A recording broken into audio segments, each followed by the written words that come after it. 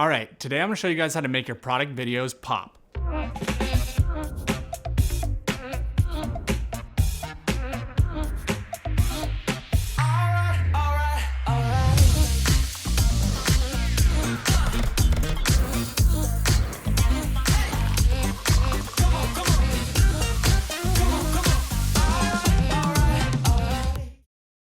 I'm back with another tutorial, and I apologize for the lack of posting lately. I've been extremely busy creating new content for you guys, and it's been a crazy period, but I've been collaborating with some really cool companies and other filmmakers, and I can't wait to show you guys this next month what I've created.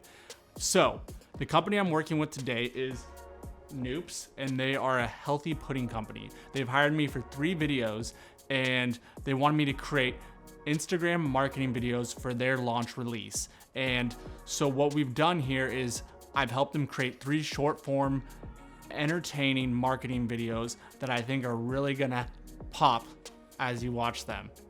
We have the Aperture 300D on a lantern as our back and top light. And then we have the Godox in the Diffusion coming in as our key light. And then we have our fill light, which I'm using a giant diffusion, which we got off Amazon, which is really cool, very cheap actually. And we just put that to a C-stand, and we have the 300D hitting on that. And what's cool about having a bigger diffusion is when you have a bigger diffusion like this, the bigger the diffusion that your light is hitting and spreading on, it gives you a softer light, right? And the trick with these is that you wanna make sure that you have your diffusion your light far enough away from your diffusion. You want your diffusion as close as you can in the on your product without getting it in the way. But the light, the trick is you want to see it actually filling up the diffusion. I see a lot of people, what they do is they put their diffusions as close as possible, and you're really not using the whole diffusion when you do that. So the trick is, what I'm gonna say, I guess the trick is a lot, but pull your light back so that it fills the diffusion evenly. And that will give you a very nice soft look with your light, which we're getting right here. Cool. So what we're doing here is we're just taking our shot and getting a little bit farther advanced with it. I don't know where I was going with my words, but so as you can see, this is typically what we do. Oh, nice. I did not purposely mean to do this, but here's my prop. This is what we typically do, where we drill a hole, barbecue skewer, put it on the Lazy Susan, right? But now we kind of wanted to get different angles. So we've drilled in certain angles and then threaded the stick all the way through and stuck it on the Lazy Susan. And now I'm gonna remove in post with simple wire removal because I'm tired of people asking me in the comments. After Effects, simple wire removal, totally joking. It's fine, keep asking me. I don't care. But that's what we're doing here. Noops.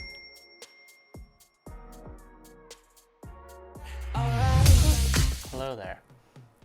All right, so for this next shot, what we're doing is, actually, Kendall came up with this idea. Kendall's idea. I imagine there's a graphic above my head. Depends on how lazy I am during the tutorial editing process. So, all right, I don't know, I thought that was funny. All right, so what we're doing here is we've taken the lid off, and now we're just gonna do rotations like this of each flavor. And why we're doing that is because afterwards we're gonna get a bowl and we're gonna take the different ingredients that it takes to make these pudding, which is dates, cocoa powder, some other stuff, and we're literally gonna be pouring it into the bowl, and then I'm gonna mask it so it looks like we're gonna do one ingredient, and then this is gonna flip to the next cup, and then another ingredient, and another ingredient, and another ingredient, and then boom, lid, call it quits. Now what we're gonna do is take a shot of the lid by itself, mask this out, and have it fall down. And once it hits, we're gonna mask this one out to the final shot with the lid on. So it looks like it closed and actually sealed on, because obviously trying to place this on or have it fall on top is never gonna work. So a little bit of After Effects magic. And then the next thing that we're gonna do is shoot all the different ingredients to pretend like they're going inside the cup.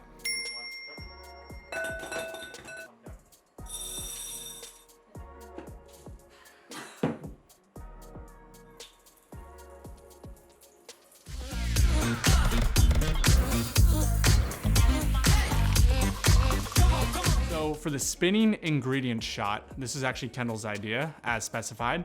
After filming the 4 different pudding containers on the Lazy Susan, filming the lid separately, and then filming the 4 different ingredients being poured into bowls, I opened After Effects and started working on the cup shots. This will be the base layer for my shot. The first thing is to remove the stick by using simple wire removal, and then track the points so that the simple wire removal stays with the stick as the stick moves. Next, I brought in the first ingredient shot and created a mask, a rectangle mask around it, and removing the bowl. As the ingredients are pouring in, that's where I wanted to set my points, and then what I did is I dragged key light onto the shot and then took the eyedropper and removed the background. After that, use the curves tool to blend the 2 shots together. Do this with all 4 ingredients. Then afterwards, bring it back into Premiere and use time remapping to speed up the start and ending point so that it spins into the next container. Lastly, masking out the lid. All you have to do is create a mask around the lid and then use the key frame positioning points to bring it from out of frame and then drop it down on top of the container to make it look like one whole container. So the cylinder shot. When working with the client, they sent me over their new website that they'd be launching. And as I was scrolling through it, I noticed that their main photo was of 3 Noops containers on these different colored cylinders. And what I wanted to do was recreate that, but in a video, and make sure that it wasn't something that was CGI, but actually create it myself in camera. And after racking my brain, I realized of a concept. What I could do was take a plastic cylinder that I used for my cyclone shots, and then bought a bunch of different pieces of colored cardboard paper. And what we did was just wrap it around like so to make a colored, to make a colored cylinder. As you can see, this is not a very good example. So we would wrap them around, then cut it, and then keep it short, and then place the Noops container on top. And then what I did was shoot all the containers separately with different color cylinders. And then in post, we brought that into After Effects. I masked out each of the containers, and then I placed them on the similar colored background that I shot, and then used the keyframe positioning tool and had them look like they're raising up. And since the container was a certain length, it just allowed it so it looked like it was spinning and popping up. And that's how I created those cylinder shots. So this next thing that we're doing is actually gonna be the first shot in the video. And I came up with this concept because I wanted to try to do something that looked almost like it was CGI with flipping boards, but we're actually doing it in camera. And the way that I came up with this is we're stringing the red backdrop behind, and then we cut out, this is the same piece of cardboard, and now we have the red on here, and we're just hot gluing them. I didn't say super glue this time, so that's good. Hot gluing them facing like they're laying down, and then so it looks like just a still shot. And then once we press play, it's on the Lazy Susan, and then duct tape to my desk, office light, sorry, which is just a pole, and it will just rotate like this. And so we shoot one, and then the next one would be revealing right here. And so the way that we're gonna do that is that we just do it in post, and we're gonna mask this edge, and then we have the next one starting from there and revealing like so. Obviously it'll be a different flavor, but just to give you an example. And so we're just masking those and adding them together so it looks like it's going kind of noise. Probably in there, I don't know. Oh, yes. Thanks. So we have the Lantern 300D just pointing straight at our backdrop to light up our backdrop.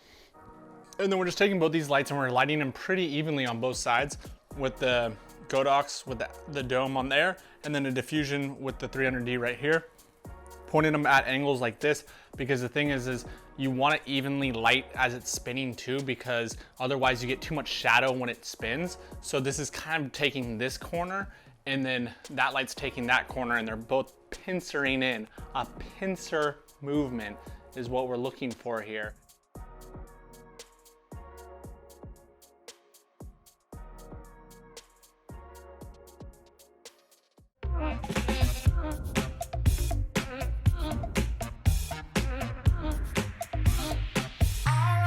All right, so after the boards flip, the next thing we're gonna do is mask into a transition of this layout right here.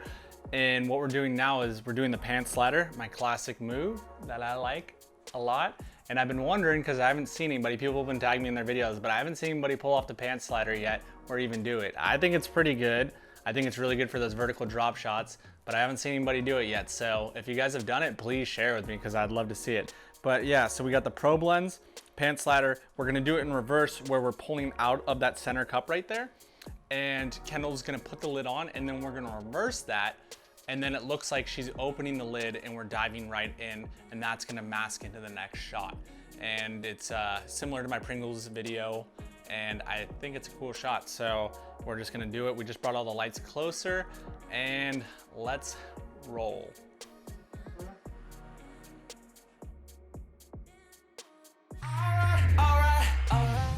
The last thing I wanna show you is how to do a simple trick, but makes a huge difference on your final video.